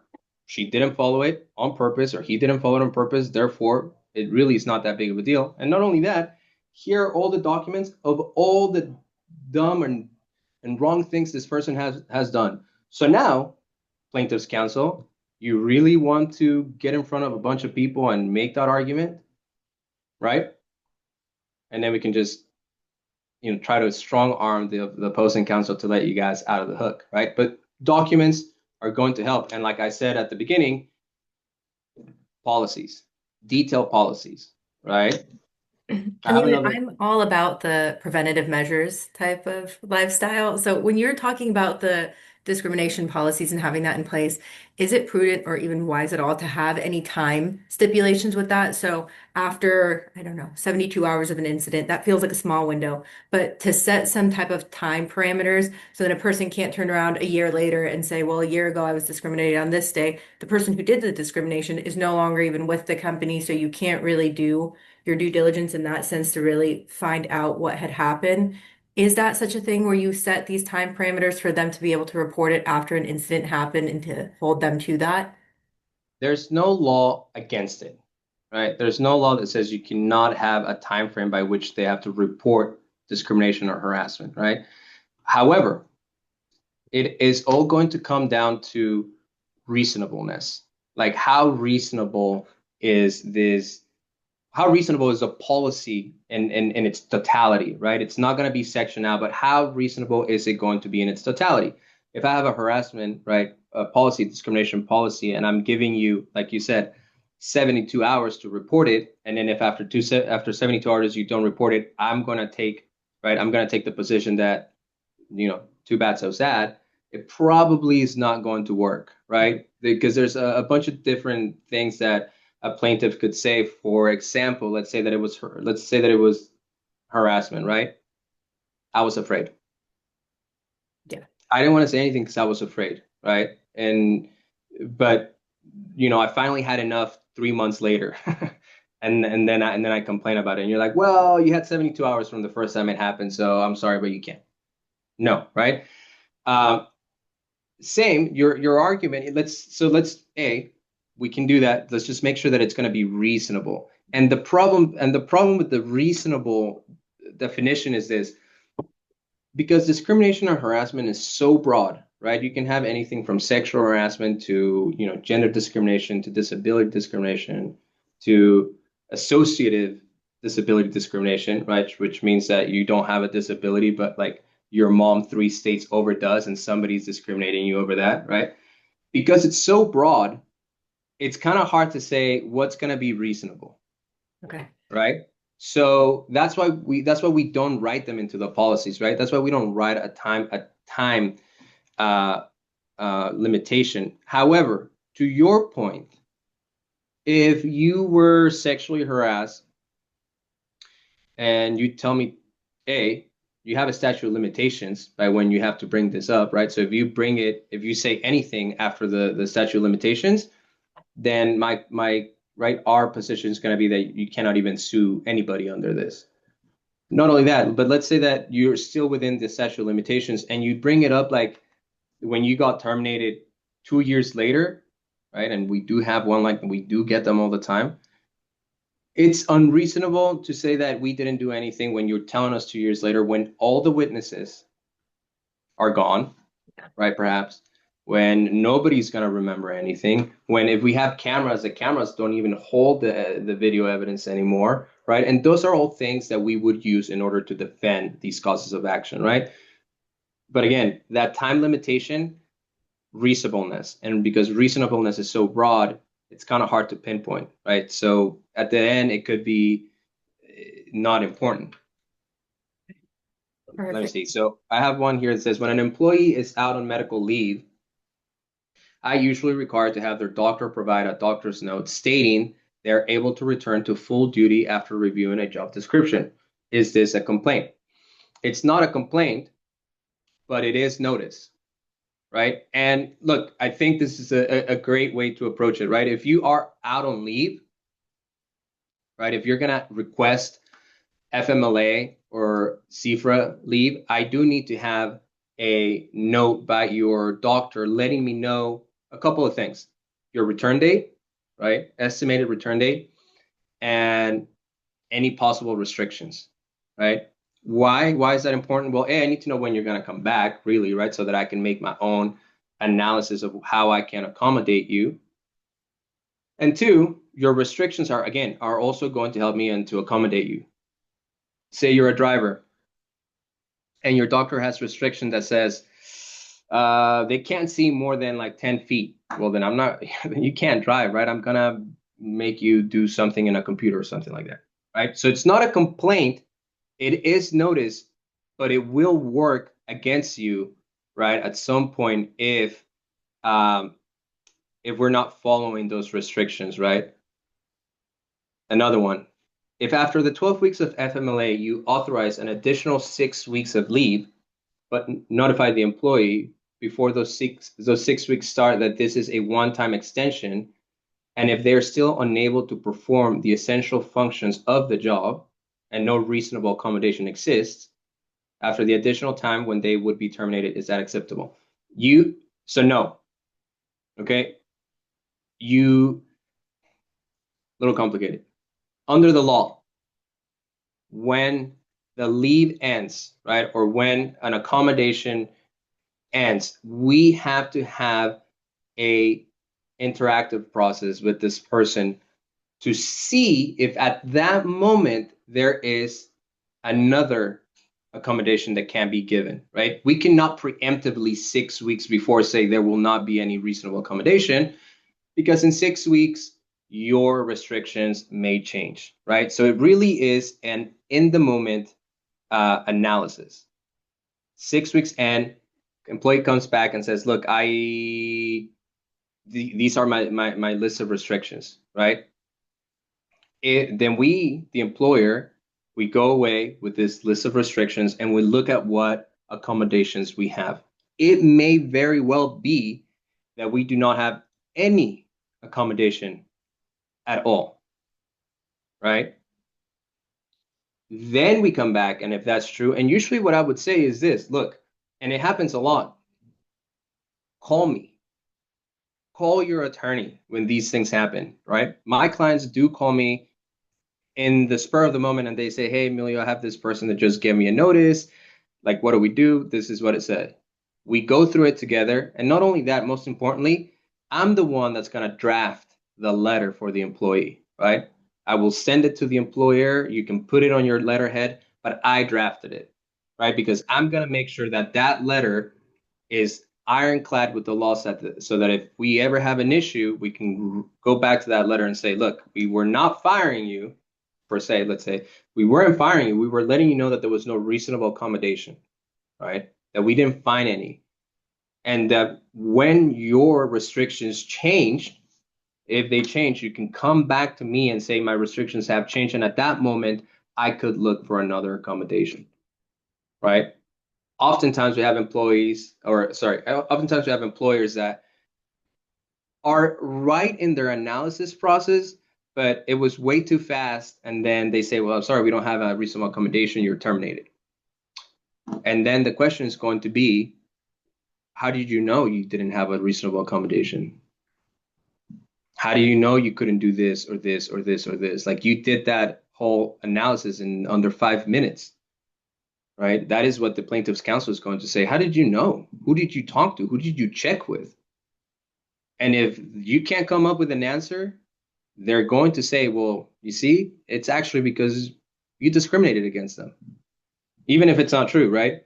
But because we don't have a way to come back with that, we're going to get stuck there.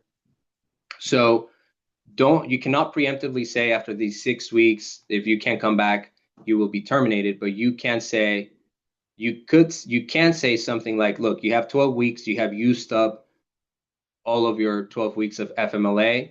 We will accommodate you for an additional 6 weeks, right, under the ADA. We will accommodate that. I need a notice from your doctor letting me know what your restrictions are. 6 weeks go by, you send another letter saying, hey, your 6-week accommodation is now up. If your restrictions have changed, please let me know. If you want to talk about your restrictions, here is a number, right? And then you talk about it. And let's say that this person comes back and says, hey, my restrictions haven't changed, right? Here are my restrictions. They're super limited, right? You're like, okay, look, I have to talk to such and such and such. We will let you know if there's a reasonable accommodation that we can offer you. In a couple of days, right? By the end of the week, you can send another letter that says we have met with such and such and such, or our HR department has met, and at this moment there is not a reasonable accommodation that we can offer you given your restrictions. we can, if at this moment we cannot accommodate your restrictions, but if your restrictions change, please let me know at this number, this email, and we can look if there is a position available then, right? That letter doesn't say you're terminated. Sorry, too bad, so sad. That letter says, hey, look, I did my due diligence. There's no position that can accommodate you, but if in some point in time, your position changes, and let me know, and then we can talk about it then. Till then, have a good day, right? Have a good life kind of thing. This another one says, I would recommend initiating the ADA process, yes, and not state that they would be terminated, yes, rather than they would be held accountable following our attendance policy thoughts. Yes, that's another way that you can do it. Same letter, right? 12 weeks are over. We will accommodate you for an extra 6 weeks. Please let me know if you have different accommodations. 6 weeks end, hey, your 6 weeks are up. Have your accommodations changed, right? In this scenario, I mean, in the one that I gave you, you don't even have to talk about your attendance policy. All you're saying is, look, I can't accommodate you. Let me know when things change, and then we can talk about it. But let's assume, right? Let's assume that that you can't get a hold of them, because it happens sometimes, right? You're sending emails, your phone calls, and you can't get a hold of them. At that point, you do say, we can't accommodate your current restrictions. You haven't given us new restrictions. We haven't been able to get a hold of you. Your leave is now up. You have used your 12 weeks, and we have given you an extra 6 weeks. I want to remind you that our attendance policy says that 3 unexcused absences can lead up to termination, right? After 3 unexcused absences, you send another letter that says, hey, it restates the same thing. You were out this day. You were given leave this day. You took your full leave. We gave you an extra 6 weeks of accommodation. Your restrictions are such that there's no reasonable accommodation. You have not given me new restrictions. I have called you. You have not answered. I've emailed you. You have not answered. I sent you a letter letting you know and reminding you of our attendance policy. You have now 3 unexcused absences. We will terminate you, right? But again, that's what I'm telling you. If these things happen, it will take some time, like 2 or 3 days, right? So just don't do it of the get-go, because that will present a problem. Call your attorney, a 5-minute phone conversation with your lawyer, and a letter that takes an hour to craft and draft will protect you from thousands and thousands and thousands of dollars in legal fees and settlements. Okay. Next one. Yes, assuming the ADA process was already complete and it was found that no reasonable accommodation exists, right? Yes, we have those 2 options that we can go with. Do you have to keep them actively employed by your company and on leave indefinitely then? No, we do not have to offer an indefinite leave. Us telling them, saying, hey, we did not find a reasonable accommodation, when and if your restrictions change, please let me know, doesn't mean I'm going to keep you on. It means, sorry, I can't keep you on, right? If things change, then call me again. That's what that means.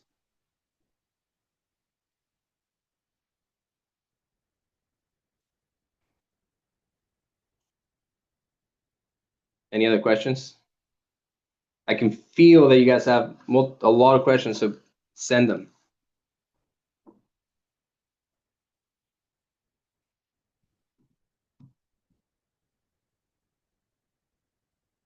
Alex?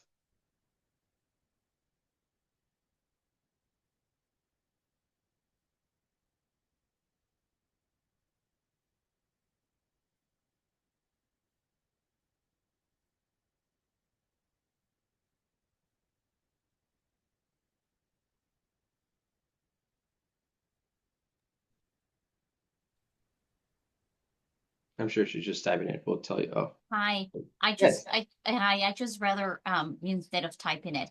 So let's absolutely. say that we have an employee that has been under light duty accommodation out on the farm for the past 6 months. And, but there's gonna come a time in September that the activities are not gonna be they're gonna get where he's not gonna be able to do the activities anymore. Am I gonna run into issues saying, hey, we're no longer able to accommodate your current light duties? Well, let me ask you this question. So I'm guessing in September, that's when harvest and everything starts ramping up, right? And like activities become a little bit more physically intensive. Is Yes. there any other position that he can do in September? Anything else? I'll have to think about it, see if I can have him do something else. Right? So that's those are the questions that we need to ask, right? I understand that maybe in their current position, right, come September, they won't be able to do the light duty that we're offering him now. But that does not mean that there is no other positions that are open. Okay, we don't have to create one. Remember this. We don't have to create a new position for these people, right? If it doesn't exist and if it's not open, we don't have one, right? But if we do have one, then we need to think about whether we're going to offer that to them. And I have been very good at keeping track of everything that we are accommodating, like all the activities. This is all that we have been accommodating for you. So keeping track of it. That way, when this time comes, if he says, hey, well, you've been able to accommodate me all these months, how come now? And I'm going to be able to say, well, because we don't have this activities available anymore that we were accommodating for you. Now they're gone.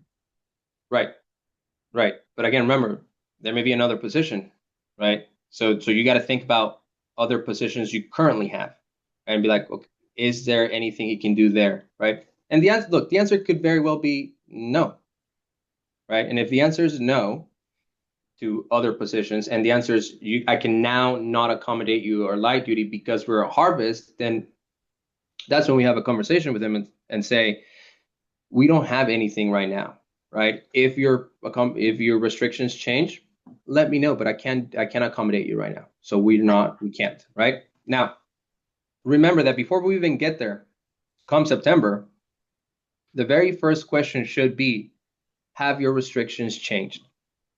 That is the first thing we need to know, right? Before there's a change in speed, harvest, or whatever it's going to be, right? We need to remember that the very first question is this: have your restrictions changed, right? Because imagine this, right, Alex? Imagine you come and you talk to me and you say, hey, look, harvest is starting. We cannot accommodate your light duty anymore. I'm sorry. And I don't say anything, right? But my restrictions actually changed and I could have done something else, but you never asked me. So I'm just going to go back to a lawyer and say, look, they never even asked if my restrictions had changed. They just said they couldn't accommodate me and then they kicked me out. Right? Now that lawyer is going to come back and send you a letter that says, hey, my guy was actually able to do X, Y, and Z. There was never a conversation about that. You never asked, so you didn't engage in the interactive process, and you actually fired him, and it was a discrimination. Yeah, no, What? I'm normally very good at keeping track of all the doctor's notes and making sure, every time they have an appointment, I make sure that I look at that they're in the same restrictions, or if they change from 3 pounds to 4 pounds, I even notify the supervisor. Good, good. And that's what we should be doing, right? Again, very important, documents. No matter if it's on a napkin or a piece of paper, right, on a Post-it, it's going to help. Not having the document, it's going to be very difficult, right? Having a document, even if it's a Post-it, will help, right? Will help. And remember that oftentimes, it's not that we are. So look, some companies, and I have had clients that yes, they do discriminate against people and they want them gone because of their disability, right? For the majority of time, it was an oversight. I'm, like, oops, I didn't ask that question. You're right, I should have asked that question. And had I asked that question, we wouldn't have been here, right? And Right. it was a mistake. It was a sincere mistake. But now I have to pay this guy $120,000 because of my mistake, Yeah, right? correct. And it kind of seems like ridiculous, like, whoa, hold on, I didn't mean it. But the problem is this, right? That we are going to have an attorney on the other side who's going to twist and turn everything. If it's not there, he's going to use that against us, right? If it wasn't asked, he's going to use that as evidence of discrimination. And if we don't have an answer, there's no defense that says, sorry, Your Honor, it was a mistake. Yeah. That defense doesn't exist, right? So we do need to make sure that we're covering our bases, right? These documents, these questions, they're fantastic, right? But remember, come September, ask yourself, is there any other position that I have that he could do? If the answer is no, then the answer is no. But at least if something happens and that question ever comes up, okay, Alex, well, sure, I get it. Harvest came up and he couldn't do that. Did you think about any other position? Then you can say, yes, actually, I did.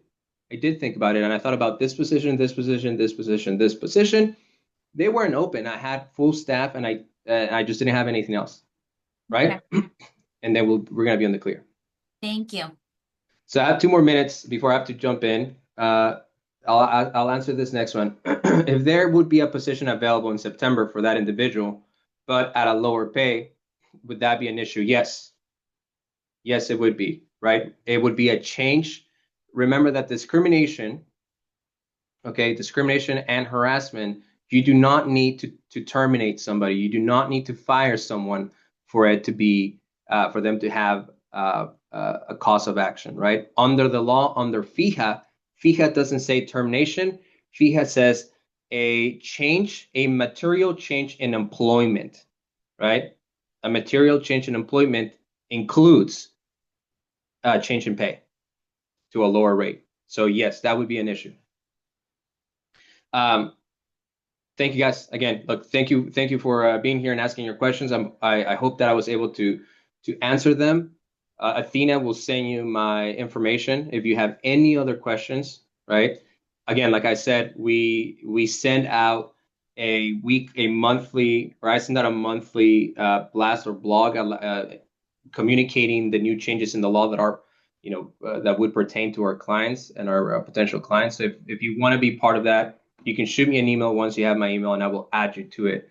Also, because of this and helping Athena bringing me on, if you guys would like for us to look at your policies or your arbitration agreements, I will do a single revision for free to you guys that were part of this talk.